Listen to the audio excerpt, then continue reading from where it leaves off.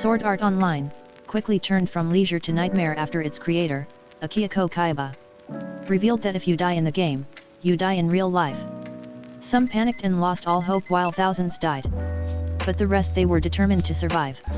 Kirigai Kazuto, an ex-beta tester, decided to play solo after watching countless friends and players die some by his own hand. Until he met Asuna, who became a light in the darkness. Together, with the friends that did survive, they were able to end the nightmare early. When Kaiba, who turned out to be the final boss, was defeated. Now Kazuto is determined to find Asuna in the real world. He's back at their home, with Asuna asleep beside him, sitting on their porch. Inside, an apple falls off the table. Suddenly, the world starts falling apart, the sky turns red, and space starts to crumble away. He's Kirito, dressed as the Black Swordsman again when Kazuto wakes with a start from another nightmare. After spending 2 years in Sword Art Online, he still hasn't fully adjusted. Sugiha, his sister, is still practicing kendo in between hospital visits while he was comatose. Kazuto challenges her to spar. She notes him taking an odd stance. He's still used to the weight of a real sword but ends up losing anyway. Kazuto looks at the ground and solemnly says he's visiting the hospital again to see Asuna when Sugiha asks what he's up to. She's still in a coma 2 months after the incident. He told the Ministry of Internal Affairs everything he knew about SAO in return for her location. While visiting the hospital, Asuna's father appears, thanking him for visiting his daughter so often. He knows it would make her happy. His business partner's son, Nobuyuki Shugu, shows up ecstatic to meet the bona fide hero, Kirito, in person. Her father leaves the two alone and Shugu gives up the act. Apparently, Shugu is eager to tie the knot, marrying into Asuna's family. Kazuto's face turns to horror when he mentions marrying the girl he loves.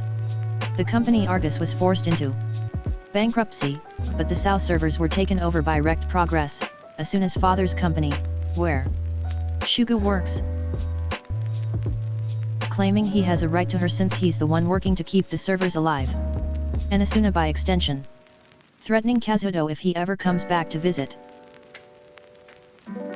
He gives him the concession of inviting him to the wedding, infuriating Kazuto. Back at home, Kazuto breaks down as Sugiha comforts him. It turns out that they are technically not siblings, but still, she doted on him the entire time that he was under. Unable to truly express how she feels, she also breaks down and falls asleep next to him. The next morning, Kazuto tries waking her up. When she comes to, she starts freaking out, her face turning bright red. She runs out of the room. Kazuto receives an email from Ajil with a picture of someone who looks like Asuna.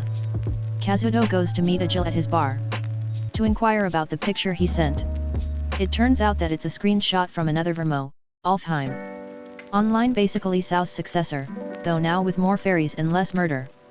Apparently, there's an area called the World Tree at the center of the map where the screenshot was taken, though nobody has made it to the top. There's another screenshot of a birdcage that was taken by someone who came close. Kazuto asks to borrow Ajil's copy and notices that it's made by Wrecked Progress. Sugiha thinks about the night before when Kazuto shows up, startling her. He thanks her for last night. He's still not quite sure how to deal with the psychological burden the past few years have placed on his shoulders. He dons the nerve gear once again, choosing one of the 9 races, a Spriggan, naming himself Kirito. He's teleported into the game and begins falling, only to freeze mid-air. Something's not right. A black pixelated void opens, sending him to the middle of a forest. Checking the menu, he's relieved to find the choice to log out. He still has all his gear and skills from SAO. Looks like a bug.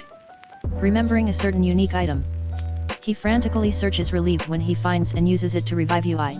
She still has her memories from SAO. After asking her to assess the system, UI analyzes the game and finds that it's basically in SAO port.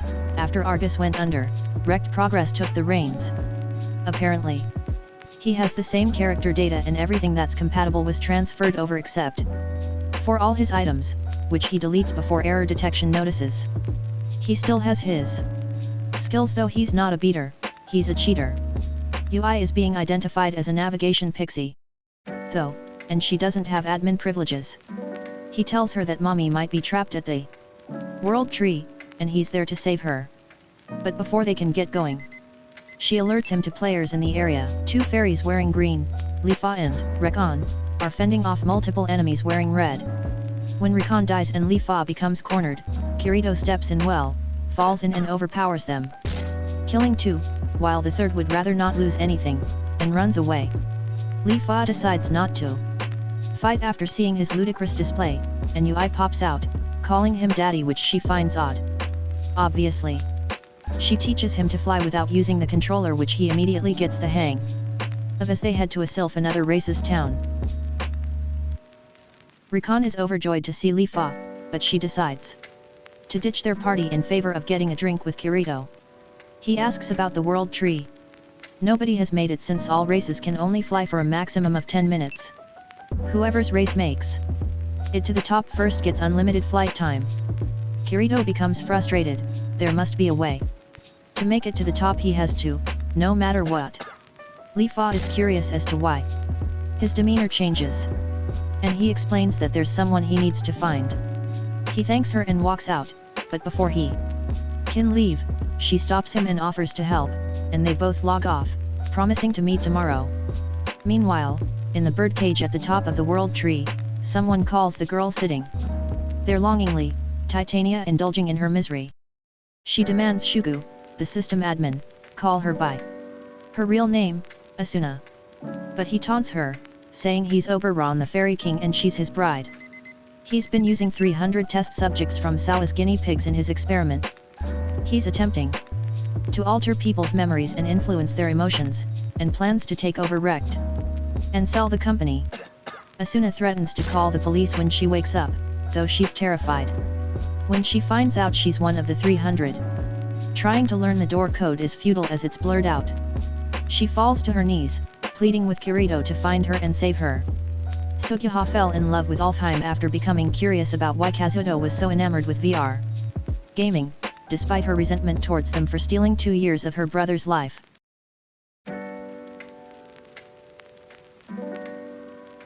Rekon, Shinichi, confronts Shugu in real life, informing her that Sigurd and the rest of the party are getting together later, but she refuses to join them.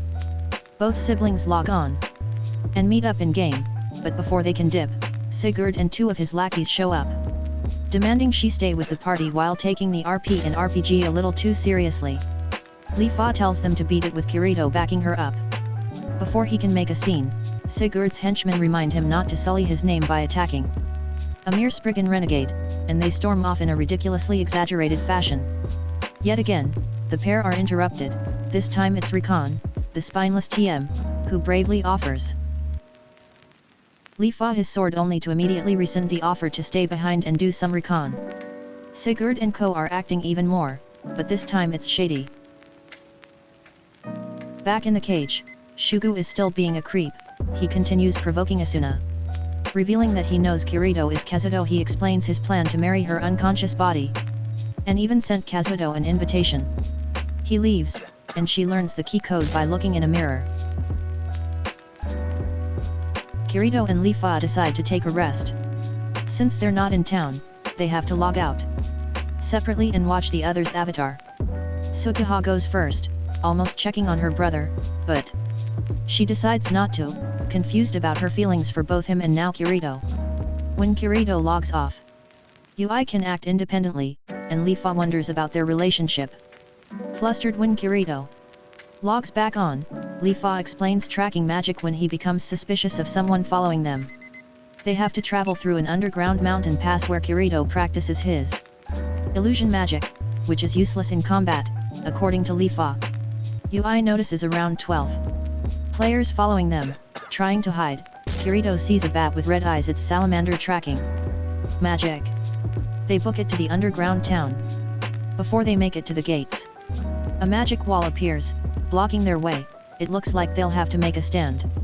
Kirito tells Lifa to stay back and act as support as he charges the salamander's forces. But they're throwing everything they have at him. He gets rocked by fireballs, one after another. But he keeps getting back up. Lifa keeps healing while telling him dying is only a minor setback. She's taken aback when his whole demeanor changes, as long as he's still kicking. Nobody dies on his watch, never again. Kirito screams while charging the salamanders. Yui realizes he's going all out and tells Li Fa to use the rest of her mana pool to heal him. During his next attack, Li Fa doesn't really know what's going on but shields him anyway. He's using illusion magic. Kirito turns into the blue-eyed demon, who is blue-eyed in name only, and goes berserk, killing all but one. He offers the survivor all the loot from the fight. For information, apparently, there's a salamander army on the move, but he doesn't know why. Li Fa logs off and checks her phone, discovering that she has a ridiculous number of missed calls from Shinichi. She answers the next call, discovering that Sigurd is a traitor working with the salamanders. Logging back on, she tells Kirito she has to go. There's a conference between the sylphs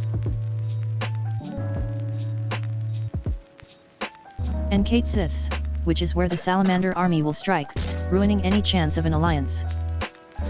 Li Fa says she'd understand if Kirito switched sides for a better chance to reach the world tree. But he explains that even if it's a virtual world, there are some things you have to protect still.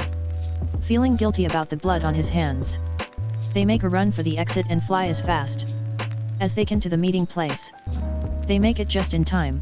Li Fa tells the Sylph's leader to trust him, he's their only shot at saving their peace talks. Kirito confronts Eugene, the salamander commander, claiming to be an ambassador for the Spriggan/Undine alliance. If he makes a move, all four factions will wage war against the salamanders.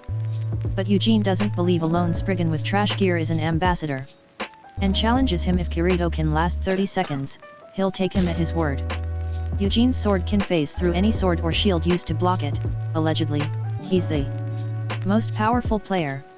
He rescinds his word after 30 seconds are up. It's a fight to the death.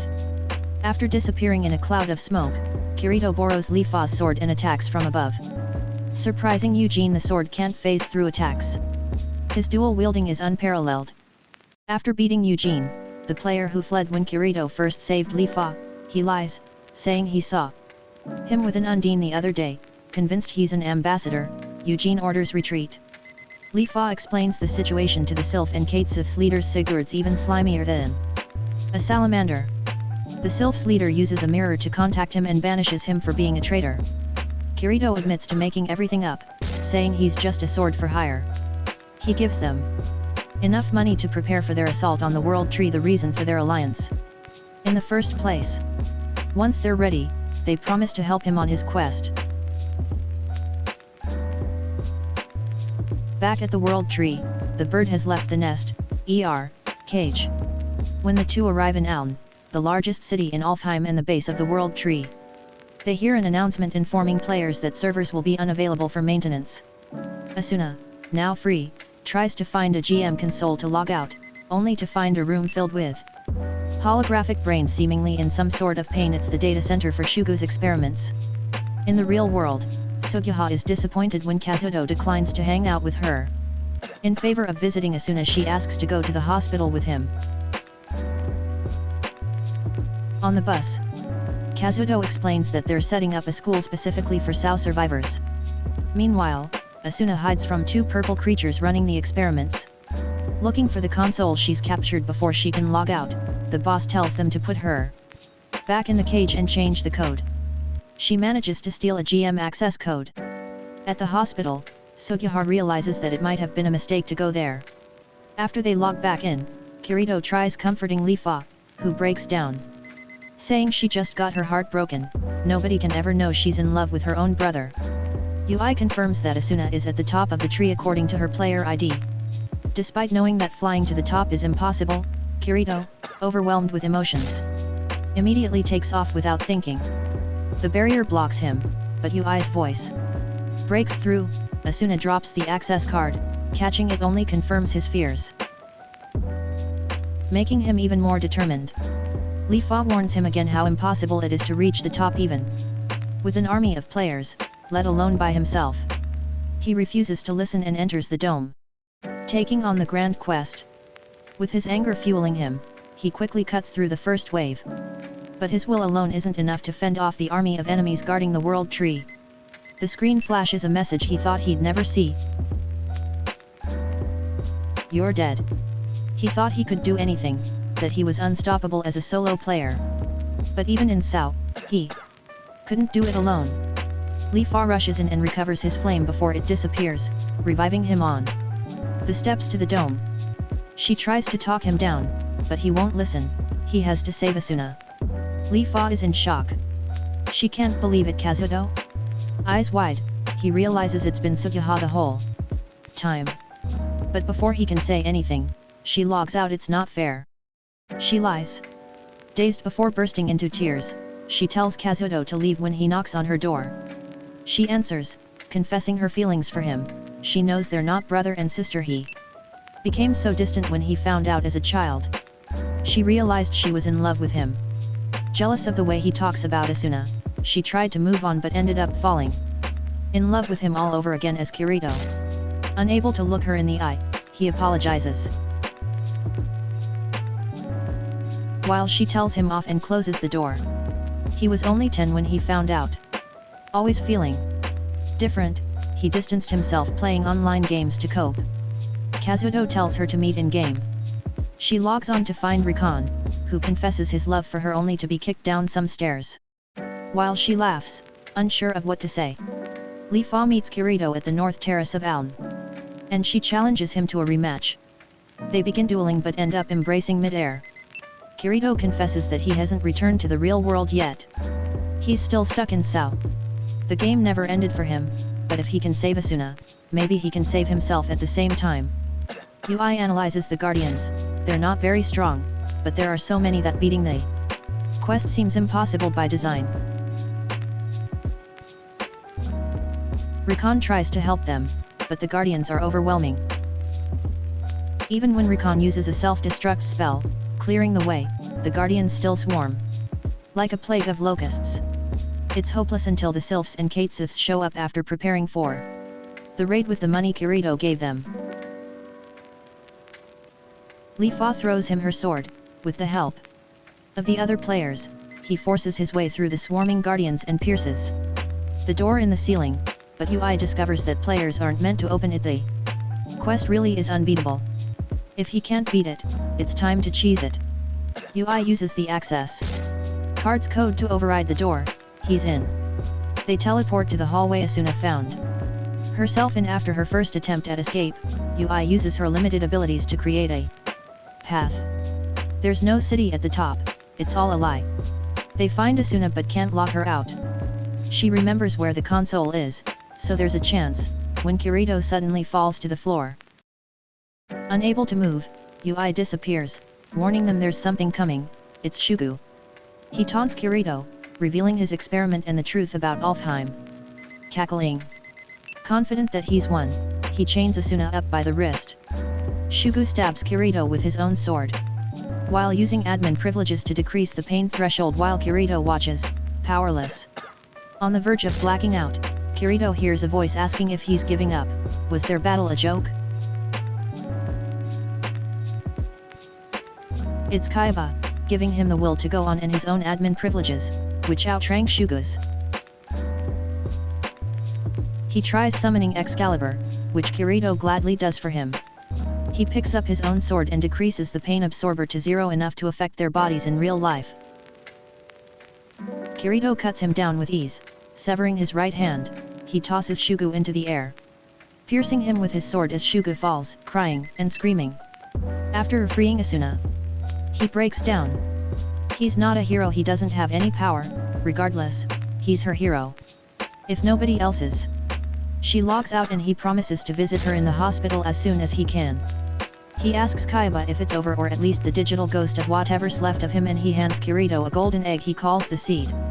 Maybe Kaiba wasn't just bored after all.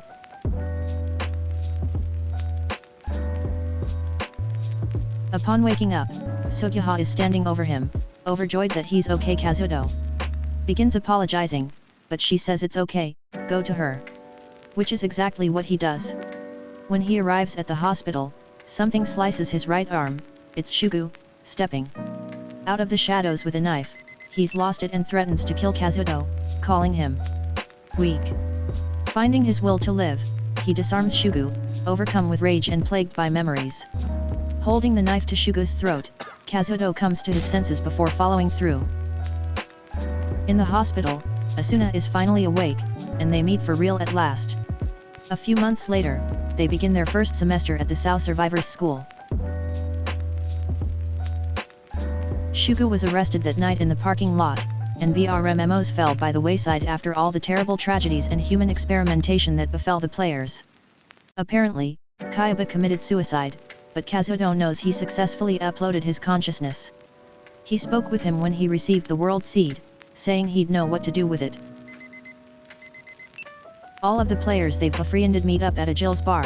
The seed has been spreading since they released it to the public. It turns out that it's a program allowing for the creation of VRMMORPGs, which are springing up all over. They even recreate the floating castle from SAO in Alheim. This time, he swears he's going to beat all 100 floors.